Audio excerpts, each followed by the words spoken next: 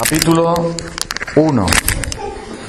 El domingo pasado estuvimos leyendo en Juan capítulo 1, Evangelio de San Juan capítulo 1, y este domingo vamos a leer en Hebreos capítulo 1, porque Dios mediante en estos domingos vamos a estar pensando en la gloria, en la hermosura del Señor Jesucristo.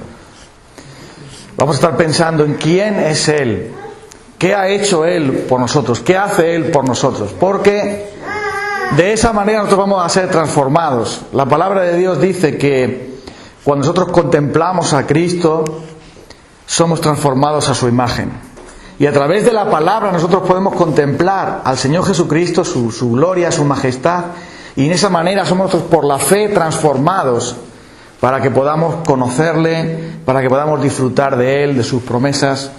Porque en definitiva, un cristiano, una definición que se le puede dar a un cristiano es alguien que está enamorado de la gloria del Señor Jesús.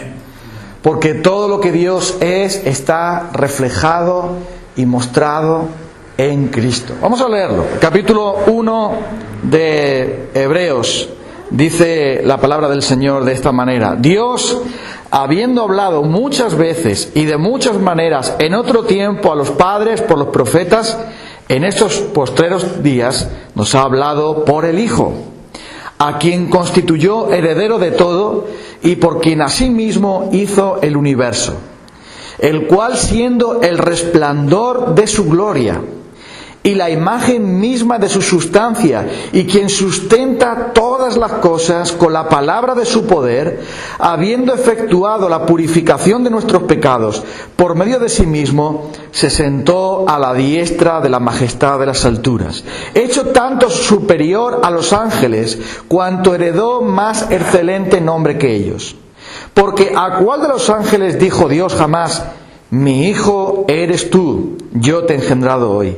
Y otra vez: yo seré a él padre y él me será a mí hijo. Y otra vez, cuando introduce al primogénito en el mundo, dice: adórenle todos los ángeles de Dios.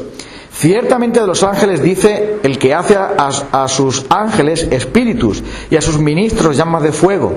Mas del Hijo dice: tu trono, oh Dios, por el siglo del siglo. Cetro de equidad es el cetro de tu reino.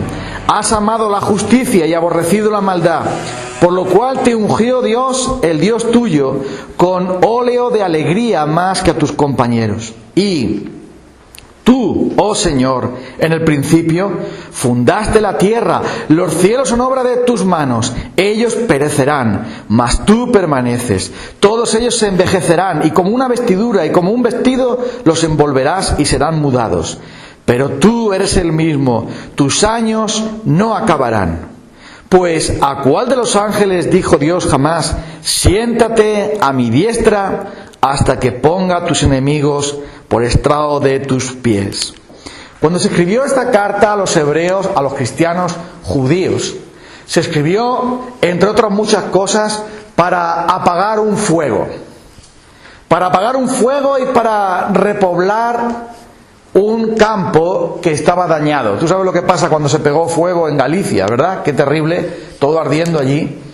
¿Qué pasa cuando se pega fuego? Pues que hay que primero apagar el fuego, y después de que apagas el fuego tienes que hacer algo, tienes que recuperar ese campo plantando otros nuevos árboles, repoblando aquello para que cuando llueve la erosión no rompa ni haga un desierto.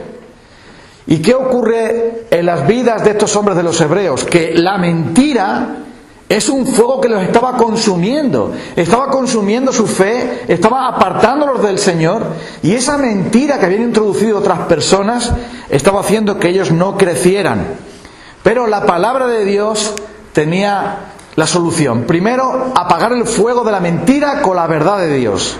Y segundo, plantar las semillas de la verdad para que ellos pudiesen florecer, dar fruto para la gloria del Señor. Y sabes una cosa, el diablo siempre pierde. Tú dices, el diablo siempre pierde. El diablo quiere destruir a la iglesia, y ¿sabes lo que hace el Señor? Multiplica la iglesia. Porque la gente estaba diciendo mentiras sobre el Señor Jesús, y el apóstol quien fuera, no sabemos si fue Pablo o fue otro, pero el apóstol nos dio esta carta maravillosa de Hebreos, que es no solamente unos bomberos extraordinarios para apagar el fuego de la mentira, sino también unas semillas maravillosas de la verdad acerca del Señor Jesús y de la gloria del Señor Jesús, para que nosotros podamos ser edificados, consolados, para que podamos tener fuerza, poder y confianza en medio de tantas dificultades como tenemos en esta vida, nosotros y tantos hermanos nuestros. Así que el diablo fracasó, porque él quiso destruir a la iglesia, y ¿sabe lo que hizo el Señor? Edificarla más todavía. Y eso es lo que pasa con él, que él ha prometido: yo edificaré mi iglesia y las puertas del Hades no prevalecerán contra ella. Y damos gracias a Dios porque tenemos una carta como la carta de Hebreos. ¿Y tú sabes de qué va el libro de Hebreos? El libro de Hebreos va acerca de que lo mejor está siempre en Cristo. Acuérdate, eso es lo que dice el libro de Hebreos. Lo mejor siempre es en Cristo. Él es el sacrificio mejor, Él es el pacto mejor, Él es el sacerdote mejor, Él es el Hijo que es mejor que ninguna otra cosa, Él es la salvación mejor, todo es mejor, todo es excelente en el Hijo de Dios. Y yo quiero, hermana, que tú te enamores del Señor Jesús. Quiero que sea tu pasión. Porque cuando tú y yo lo contemplamos en las Escrituras, lo inmensamente gloriosísimo que es el Señor, vas a decir: con Él tengo suficiente. No deseo nada más. Estoy completo en Cristo. Y eso va a hacer que mi vida sea realmente lo que Dios quiere que sea. Y ahora mira, dice aquí en primer lugar que Cristo es aquel que nos trae la palabra de Dios. Dios nos ha hablado, dice, a través, en los antiguos tiempos, a través de profetas, pero ahora nos envió a su Hijo. Estuvimos viendo el domingo pasado que Cristo es el verbo de Dios, es la palabra de Dios. Mira, tú y yo tenemos que hablar si queremos comunicarnos. Si tú me quieres decir a mí algo, informarme de alguna cosa, o decirme cómo tú te sientes, o yo cómo me siento, necesitamos palabras. Sin palabras no puede haber comunicación. Por eso el Padre nos dio a su Hijo, para comunicarse mejor con nosotros. Pero mira, para que Dios se comunicara con nosotros no puede ser cualquier palabra. Tiene que ser exactamente la palabra que dice la verdad total de Él. Y ese es Jesucristo. Jesucristo es la palabra encarnada. Es el mensaje definitivo. Y cuando nosotros estemos con Él en la gloria, no necesitaremos más ninguna otra palabra, porque Cristo será suficiente y perfecto para nosotros. Pero mientras tanto, tenemos la palabra de Dios y tenemos a Cristo, que es la palabra encarnada. Dice: en estos últimos tiempos nos habló por medio de su Hijo. ¿Y quién es el Señor Jesús? Pues el Señor Jesús dice nada más y nada menos que es el resplandor de la gloria de Dios. No solamente es la revelación perfecta de Dios, sino que también es Él mismo, el brillo de la gloria de Dios. Él es exactamente igual a Dios, distinto al Padre, pero igual en cuanto a su naturaleza a la de Dios. Y esto es muy importante que lo entendamos, porque dice aquí: la imagen misma de su sustancia, y quien sustenta todas las cosas por su palabra. Esto es algo muy importante, porque en el Evangelio de Juan, cuando nos presenta también al Señor Jesús, y cuando estuvimos viendo en el Evangelio de Juan, lo que hace Juan primero es presentarnos a nuestro Salvador. ¿Quién es Jesucristo? ¿Cómo es Él? ¿Qué ha hecho? Mira, aquí lo tienes. Como una fotografía de Dios, nos muestra a Jesucristo. Dice en el versículo 14: y aquel verbo, Juan 1:14, aquel verbo, el verbo que estaba con Dios, el verbo que era Dios, el verbo que es la luz el que ha hecho todas las cosas, dice después: aquel verbo fue hecho carne y habitó entre nosotros, y vimos su gloria, gloria como del unigénito del Padre, lleno de gracia y de verdad. Y dice el versículo 18: a Dios nadie le vio jamás, porque Dios es el invisible, Dios es espíritu, pero el unigénito Hijo que está en el seno del Padre, Él le ha dado a conocer. Entonces Dios se ha revelado a nosotros a través de Cristo, y por eso pudo decir Jesús: el que me ha visto a mí ha visto al Padre. Por eso la palabra de Dios nos dice que Jesús es la imagen exacta del Padre, es igual al Padre, distinto al Padre, pero a la vez igual al Padre. Y tanto es así que el apóstol Pablo dice que Él se revela a nosotros. Dice en 2 de Corintios capítulo 3 versículo 18, dice: por tanto nosotros, mirando a cara descubierta como en un espejo la gloria del Señor, miramos por la fe, miramos por la palabra de Dios, miramos al Hijo de Dios, miramos la gloria del Señor. ¿Y qué ocurre? Somos transformados en la misma imagen, 2 de Corintios 3, 18, por el Espíritu del Señor. Lo que está diciendo aquí es que al contemplar nosotros a Cristo, suceden cambios en nosotros. Si una persona está muy pálida y está enferma, necesita vitamina A, necesita vitaminas, entonces hay una cosa que puede hacer y es tomar el sol. Necesita tomar el sol para recibir otro color de cara, ¿no? ¿Y qué pasa? Que nadie que se expone al sol se queda igual. Siempre se va a broncear, siempre va a tener el rasgo de que ha estado en el sol. Cuando nosotros por la fe y por la palabra de Dios contemplamos a Cristo y vemos cómo es Él, eso nos toca, eso nos afecta. Porque por la fe, dice aquí, somos transformados de gloria en gloria, nos parecemos a Él por el Espíritu del Señor.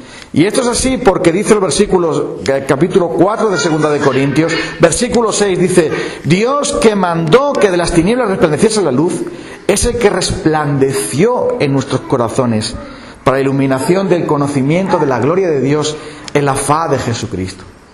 Cristo no es solamente la imagen del Dios invisible, no solamente es la revelación perfecta de Dios, sino que Cristo se ocupa de revelar al Padre en nosotros, de mostrarnos a nuestros corazones, a nuestras mentes, quién es el Padre. Y por eso es tan importante que nosotros conozcamos a Cristo y sepamos quién es Él. Y lo sepamos por propia experiencia. Porque no se puede conocer a Cristo siendo un espectador. A nosotros nos gusta ver lo que otros hacen. Y si te gusta el fútbol, pones la tele y eres un espectador del fútbol. Tú no estás jugando al fútbol, tú solo estás viendo cómo otros juegan. Estás viendo a tu equipo favorito o estás viendo cómo juegan otros. Y si vas y te invitan a ver un partido de fútbol en el pueblo, pues vas ahí y ves cómo juega el Socuéllamos, que es un buen equipo, por cierto. Pero tú puedes decir: ¡ay, me gusta! ¡Ay, no me gusta! Pero tú no estás jugando al fútbol. Tú puedes gritar allí: ¡venga, vamos, tira, gol, sí! Y te puedes emocionar en cierto modo, pero tú eres un espectador. No participas del juego. Mira, la fe cristiana no vale ser un espectador para decir: ¡oh, qué bonito! ¡Ah, muy bien! ¿Esto me gusta? No. Ser cristiano es dejar de ser espectador y bajar a jugar. Bajar a experimentar lo que es en verdad ser de Dios. Y es por eso que Jesucristo vino. Para que dejemos de ser espectadores y ver lo que otros hacen e involucrarnos nosotros en conocerle a Él. Y mira, vamos a leer cómo un hombre se encontró con Cristo y qué pasó con Él. En el Evangelio de Juan también, en el capítulo 1, mejor dicho. Tenemos aquí el llamado de un hombre que se llama Natanael. Y cómo él llegó a reconocer que Jesucristo es su Señor. Cómo él llegó a ser transformado. Evangelio de Juan capítulo 1, versículo 43. Dice así: el siguiente día quiso Jesús ir a Galilea y halló a Felipe y le dijo: sígueme. Y Felipe era de Betsaida, la ciudad de Andrés y Pedro. Felipe halló a Natanael y le dijo: hemos hallado a aquel de quien escribió Moisés en la ley, así como los profetas, a Jesús, el hijo de José, de Nazaret. Natanael le dijo: ¿de Nazaret puede salir algo bueno? Le dijo Felipe: ven y ve. Cuando Jesús vio a Natanael que se le acercaba, dijo de él: he aquí un verdadero israelita, en quien no hay engaño. Le dijo Natanael: ¿de dónde me conoces? Respondió Jesús y le dijo: antes que Felipe te llamara, cuando estabas debajo de la higuera, te vi. Entonces, dice aquí, respondió Natanael y le dijo, Rabí, o maestro, tú eres el Hijo de Dios, tú eres el Rey de Israel. Respondió Jesús y le dijo, porque te dije te vi debajo de la higuera, ¿crees? Cosas mayores que estas verás. Y le dijo, de cierto os digo, que de aquí en adelante veréis el cielo abierto y a los ángeles de Dios que suben y descienden sobre el Hijo del Hombre. ¿Cómo es que Natanael llegó a conocer a Jesús y reconocer que la gloria de Dios estaba en él? ¿Cómo es que Natanael llegó a reconocer que Jesucristo es el Hijo de Dios, el Hijo eterno de Dios, el Rey de Israel, el verdadero Salvador? ¿Cómo es que llegó a esa conclusión? Llegó a esa conclusión cuando se encontró con Cristo y Cristo le dijo, yo te conozco, sé todo lo que hay en ti.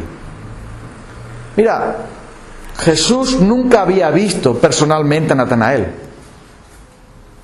Natanael nunca había visto a Jesús. Él vivía en otra parte. Pero ¿qué estaba haciendo Natanael debajo de la higuera cuando le llamó Felipe para llevarle a Jesús? ¿Por qué lo que estaba haciendo debajo de la higuera Natanael? Natanael estaba orando. Natanael seguramente estaba orando. Y cuando Natanael se acerca y le dice a Jesús, tú eres un verdadero israelita, un verdadero creyente judío. En ti no hay engaño, eres una persona honesta. Quiere decir que no hay engaño, que no hay trampa ni cartón, que no te pones una careta y luego que mañana cambias a otra careta, sino que eres una persona íntegra. Eres un verdadero israelita, alguien que en verdad teme a Dios. Entonces Natanael se asombra y dice, ¿por qué? ¿Cómo me conoce a mí este hombre? ¿Por qué dices que yo soy así? ¿Cómo sabes cómo soy yo? Entonces Jesús le dijo, yo te vi cuando estabas debajo de la higuera. Él sabía que él estaba orando allí solo debajo de la higuera. Nadie, sino solo Dios, podía saber lo que él estaba haciendo debajo de la higuera. Y entonces llega a la conclusión, Natanael, tú eres el Hijo de Dios. Porque ¿quién si no sabe cómo soy yo y lo que yo estaba haciendo debajo de la higuera? Nadie sino solo el Hijo de Dios podía saber tal cosa. Si hay un Dios en el cielo, el Dios Padre que está en el cielo, y tú estás delante de mí y me dices lo que hay en mi corazón y lo que yo estaba hablando ahí, entonces tú tienes que ser el Hijo de Dios. Porque el Salmo 139 lo dice bien claro. Oh Señor, tú me has examinado y conocido, y antes de que yo diga la palabra, tú lo sabes todo. ¿A dónde me iré de tu espíritu? ¿A dónde huiré de tu presencia? Si fuera lo más recóndito del mundo, allí estás tú. Tú sabes todo lo que hay en mi corazón. Y Jesús le dijo, yo te conozco, sé lo que estabas haciendo debajo de la higuera, conozco cada palabra tuya, cada pensamiento tuyo, cada sentimiento tuyo, todo lo sé de ti. Y entonces Natanael no necesitó nada más para postrarse y decir, tú eres el Hijo de Dios. Tú eres el Rey de Israel. Escucha esto. Cristo es el Hijo de Dios por lo que sus atributos son iguales al Padre. Y Él sabe todo lo que tú haces y lo que yo hago. No hay secretos. Él sabe lo que tú le pides. Él sabe cómo tú te sientes. Él sabe lo que tú has hecho. Los demás no lo saben. Te ocultas para que no te vean, pero Dios lo sabe todo. Es el Hijo de Dios. Y es por este motivo por lo que Natanael le reconoce como el Hijo de Dios, como el Rey de Israel. Y entonces, por eso Él es glorioso, porque dice aquí que Él sustenta todas las cosas por la palabra de su poder. Él es la imagen misma de Dios. Y dice también aquí el versículo 3 que habiendo efectuado la purificación de nuestros pecados, por medio de sí mismo se sentó a la diestra de la majestad de las alturas. Mira, en este versículo dice primero que Cristo es glorioso, que Él es igual al Padre, que Él es el reflejo del Padre, que Él tiene los mismos atributos que el Padre, que Él conoce cada cosa de nuestro corazón, cada cosa de nuestra vida, pero también dice que Él es el Creador y quien sustenta todas las cosas por la palabra de su poder. Alguien que sustenta quiere decir que sostiene. Y si no lo sostienes, se cae. ¿Vale? Entonces, si yo tengo aquí este libro, la Biblia, yo estoy ahora mismo sosteniendo la Biblia. Si yo dejara de hacerlo, ¿qué ocurriría con ella? Se caería, ¿verdad? Está diciendo que el Hijo de Dios, el Señor, Él sostiene toda la creación, sostiene toda nuestra vida. Él es el que hace que nosotros podamos vivir y sustenta todo con su palabra, todo con su poder. ¿Y quién sino Dios puede hacer tal cosa? Por eso dice, con la palabra de su poder ha hecho y sostiene todas las cosas. Por eso se dice aquí que es muy superior a los ángeles. Mira, la gente, estos hombres hebreos estaban muy equivocados, porque les habían dicho que había que reconocer o adorar o invocar a los ángeles. ¡Qué error! O qué horror. Porque dice aquí el Señor en su palabra, ¿cómo que nosotros tenemos que invocar, orar, adorar o reconocer a los ángeles? Si los ángeles adoran a Cristo. Si los ángeles son solo criaturas, que son espíritus que Dios creó para que su Hijo reciba la gloria y para trabajar para su Hijo, para ser siervos de su Hijo. Pero algunos decían que los ángeles son tan importantes. ¿Sí, de verdad? Dice aquí, pero ¿a cuál de los ángeles dijo Dios? Por muy importantes que sean, adórenle todos los ángeles de Dios. ¿Y qué ángel ha recibido acaso estas palabras? Mas del Hijo dice, tu trono, oh Dios, es por los siglos. Versículo 8.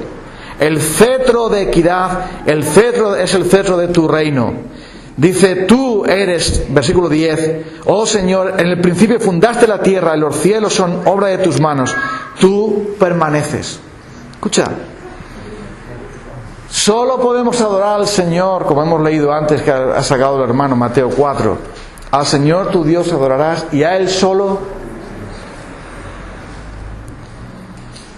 Todas las personas que se apartan del Señor al final quieren apartarte de Cristo. De alguna manera.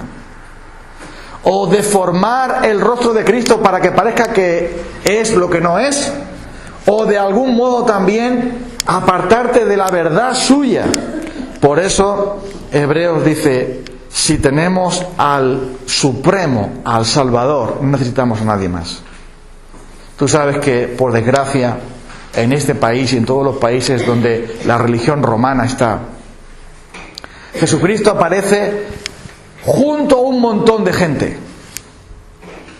La Virgen, los santos, los beatos, que supuestamente ya han ido al cielo,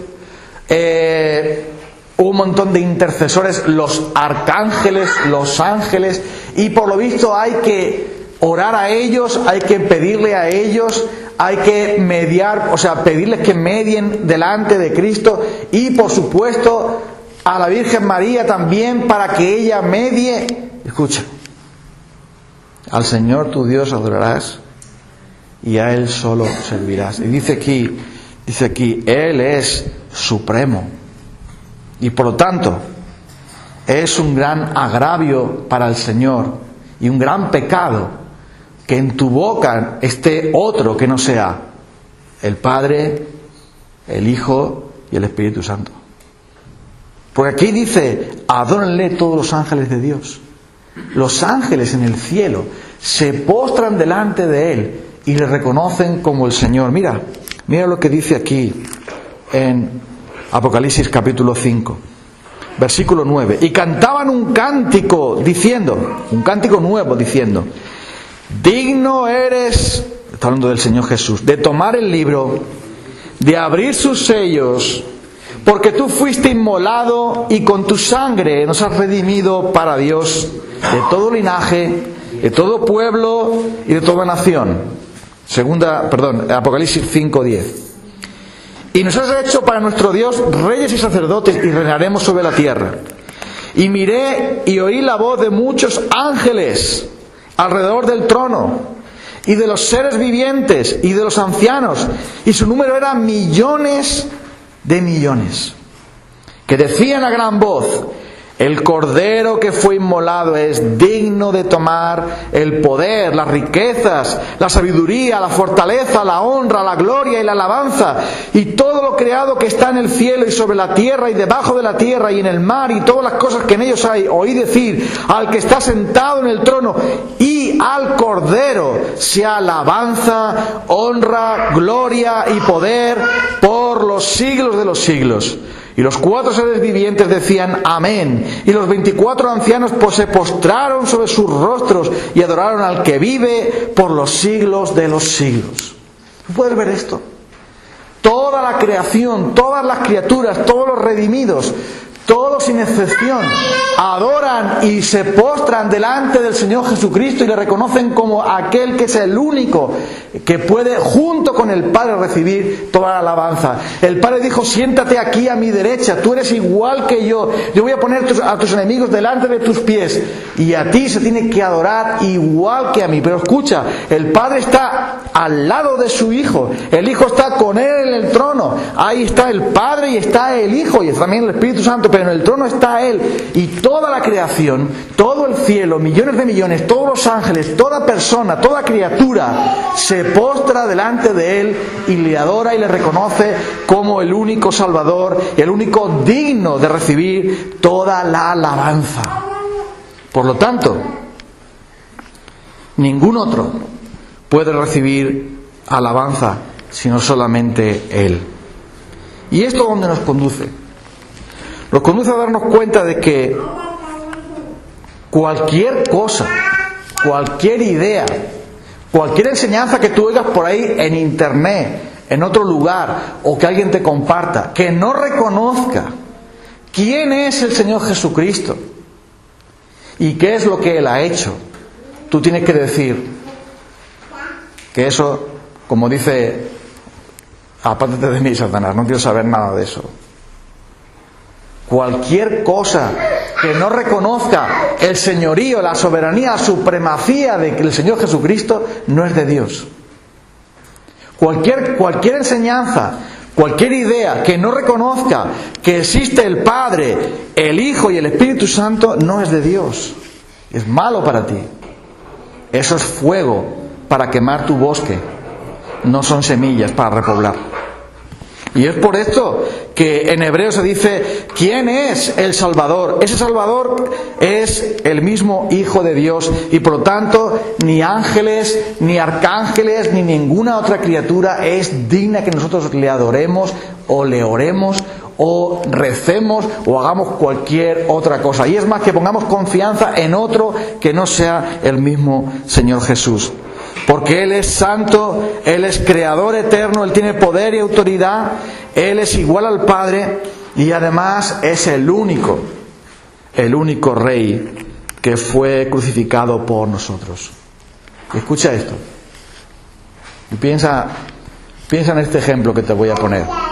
Suponte que, y lo he contado alguna vez, pero para aquellos que no estabais lo vais a captar rápido. Suponte que tú estás enfermo y te tienen que operar a vida o muerte, y vas al hospital y coincide que va el mejor cirujano que hay,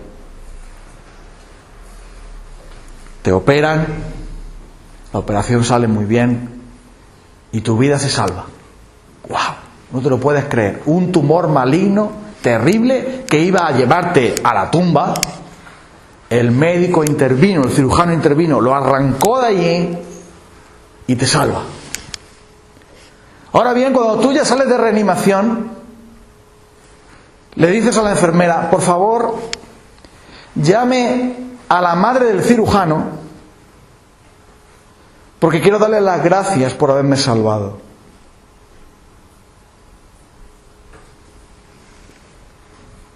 ¿Ah, sí? Llama a la madre del cirujano porque le quiero dar gracias por haber tenido a este hijo que es el que me ha salvado. ¿Verdad que es absurdo? La madre no te salvó. La madre fue un instrumento nada más. La madre no aprobó la medicina. La madre no fue quien se hizo médico. La madre no te salvó. ¿Te salvó quién? Su hijo. Entonces, solo Cristo es el que murió en la cruz y por eso Él tiene que llevarse siempre toda la gloria. Y escucha lo que dice el apóstol Pablo hablando del Señor Jesús. El cual, siendo en forma de Dios, Filipenses 2:6, no estimó el ser igual a Dios como cosa que aferrarse, sino que se despojó a sí mismo, tomando forma de siervo, hecho semejante a los hombres, y estando en la condición de hombre, se humilló a sí mismo, haciéndose obediente hasta la muerte, y muerte de cruz, por lo cual Dios también lo exaltó hasta lo sumo, y le dio un nombre que es sobre todo nombre, para que en el nombre de Jesús se doble toda rodilla de los que están en los cielos, y en la tierra y debajo de la tierra, y toda lengua confiese que Jesucristo es el Señor, para gloria de Dios Padre. Entonces mira, en este retrato que hemos visto rápidamente de quién es el Señor Jesús, todo esto está escrito para que nosotros podamos tener seguridad de que este Salvador que tenemos tan grande, Él va a llevar a cabo la obra que empezó, porque nadie lo va a impedir. Dios no es como nosotros, que empezamos algo y luego no sabemos si lo vamos a terminar o no. Dios no es como nosotros, que queremos construir una cosa y luego se nos acaba el dinero, nos hemos administrado mal, ha venido un problema, nos hemos puesto enfermos, hemos cambiado de opinión y se queda sin hacer. No es como las obras que hay en esta calle, ese edificio que hay ahí, que lleva ahí, no sé, años, desde que nosotros estamos viniendo a Socuéllamos y nunca hay gente trabajando ahí. Fracasó la empresa, se acabó aquello y se les ha quedado el esqueleto ahí y ahí está sin terminar. Porque no pueden terminarlo. Con Dios no pasa eso. Él lo que empieza, lo termina. Porque nadie puede oponerse a su obra. Nadie puede frustrar su propósito. Nadie puede acabar lo que Él empieza. Él es fiel. Dice, el que comenzó en vosotros la buena obra, la va a concluir y la va a terminar para el día de Jesucristo, porque Él es el Salvador, el único Dios. Y escucha, esto te tiene que llenar de confianza, porque si su trono es eterno, si Él es igual al Padre, si Él domina sobre las naciones, si Él tiene bajo su poder y bajo su autoridad todas las cosas, si Él ha vencido a todo espíritu, y Él, como dice en Colosenses, dice que puso a todo principado y potestad bajo sus pies, entonces tienes que saber, como dice el apóstol Pablo, que el Señor Jesucristo aplastará bajo nuestros pies la cabeza de la serpiente. Tienes que saber quién es el que manda y a quién tienes tú que darle la gloria y en quién tienes tú que confiar, porque Él es supremo sobre todas las cosas. Amén.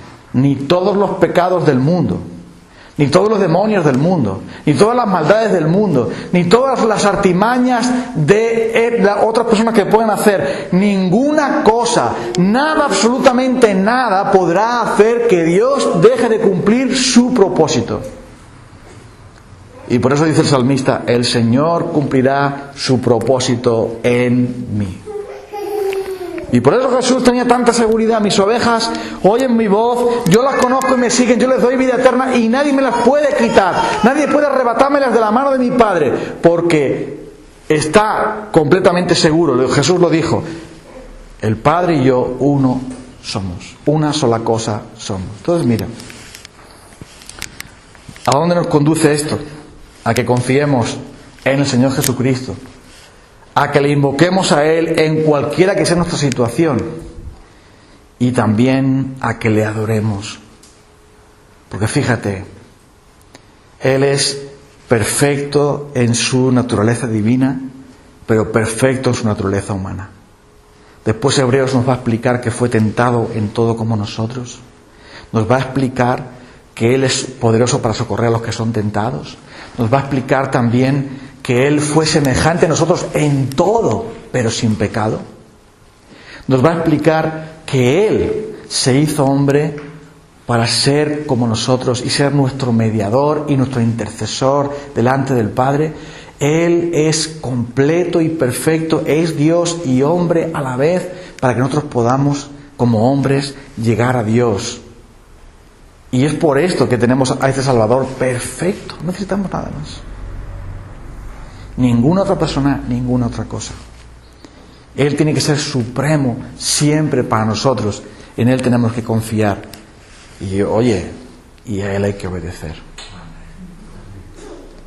Si los ángeles se postran delante de Él, si todas las criaturas se sujetan a su voluntad, si Él es el Rey, haz que su reino venga a tu vida también. Sométete a su voluntad. Porque este es el Rey que cuando tú le obedeces, eres bendecido. ¿Sí o no? Cuando tú te sometes bajo su cetro de justicia. Y dice en Hebreos, tu cetro es cetro de justicia, de santidad. Has amado la justicia, has aborrecido la maldad. Pues sométete al reinado de Jesucristo. Deja que Él gobierne tu vida. Y obedece a su mandato. Porque entonces tendrás su bendición. Pero tú me dices, es duro obedecer. No, lo que es duro es desobedecer. Porque cuando tú obedeces al Señor, el Señor vendrá a tu encuentro para ayudarte. Pero cuando tú no obedeces, entonces vendrán los problemas. Cuando ayudaba yo a mi padre trabajando en la construcción, mi padre, yo digo que es albañil, porque nunca se puede quitar que es albañil. Era yo jovencito, tenía 12 o 13 años, yo echaba una mano a mi padre en el trabajo. Y muchas veces lo que yo quería hacer con mi padre. Pero no podía, no sabía, no tenía fuerza. Pero cuando mi padre me mandaba a hacer algo y yo no lo hacía, pues ya te puedes imaginar lo que pasaba. Jarabe de palo. Había diálogo entre mi padre y yo. O lo haces o tal. Y yo le entendía. Dicen que no hay diálogo entre los padres y los hijos. Sí, hay diálogo. Mi padre decía, o trabajas aquí conmigo en esta chapuza, o te lo explico. Y oye, y él lo entendía. Pero escucha, a veces yo tenía que hacer el trabajo y no podía.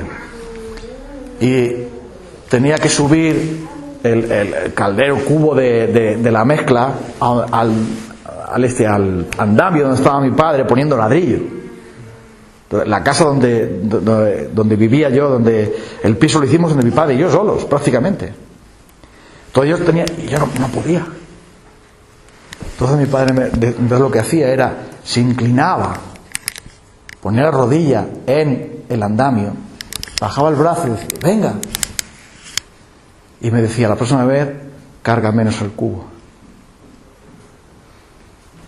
¿No? Pero yo le estaba obedeciendo. Yo estaba haciendo, mira, una casa que al final será mía y de mi hermana.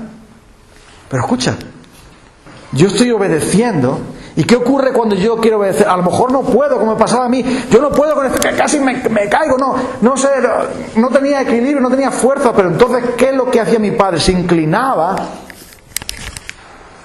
Y eso es lo que Dios hace. Él es el Rey, sí, el Rey Supremo. Pero ese Rey Supremo se inclina para que tú, al obedecer, seas ayudado también.